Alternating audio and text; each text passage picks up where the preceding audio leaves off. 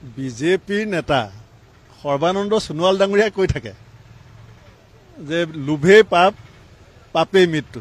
এতিয়া সোণোৱাল ডাঙৰীয়াই যে কথাটো কৈ থাকে সেইটো কাক উদ্দেশ্যি কয়, এইকেইদিনৰ গোটেই যিটো পৰিস্থিতি বিজেপিত ঘটি আছে সেইটো দুইটা মিলাই চালে আপুনি গম পাই যাব।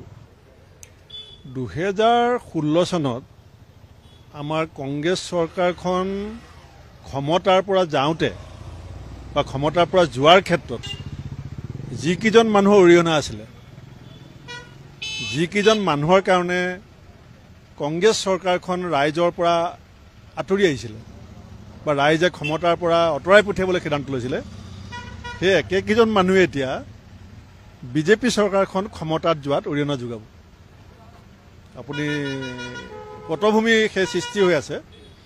কাৰণ আমিও যে 15 চনৰ পৰা ক্ৰমাগতভাৱে কংগ্ৰেছৰ যিটো জনপ্ৰিয়তা হ্ৰাস পাইছিলে আৰু 16 চনত কংগ্ৰেছে ক্ষমতা হেৰুৱাইছিলে, যিটো কাৰণ আছিলে সেই একেটাই কাৰণ এতিয়া বিজেপিত আৰম্ভ হৈছে। বিজেপিৰো আৰু এবছৰ আছে, কংগ্ৰেছৰো সেই একেটা কাৰণ 15 চনত আৰম্ভ হৈছিলে আৰু সেইটো আৰম্ভণি হৈ গৈছে। বিজেপিৰ নেতা সৰ্বানন্দ সোণোৱাল ডাঙৰীয়াই কৈ থাকে যে লোভেই পাপ পাপেই মৃত্যু।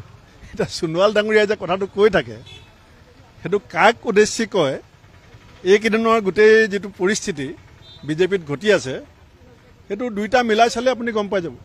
সেইকাৰণে সোণোৱাল ডাঙৰীয়াই কৈ আছে বুলি মই কৈছোঁ যে লোভেই পাপ পাপেই মৃত্যু। এইটো মই কোৱা নাই, সৰ্বানন্দ সোণোৱাল ডাঙৰীয়াই যে কৈ থাকে কাক উদ্দেশ্যি কয়।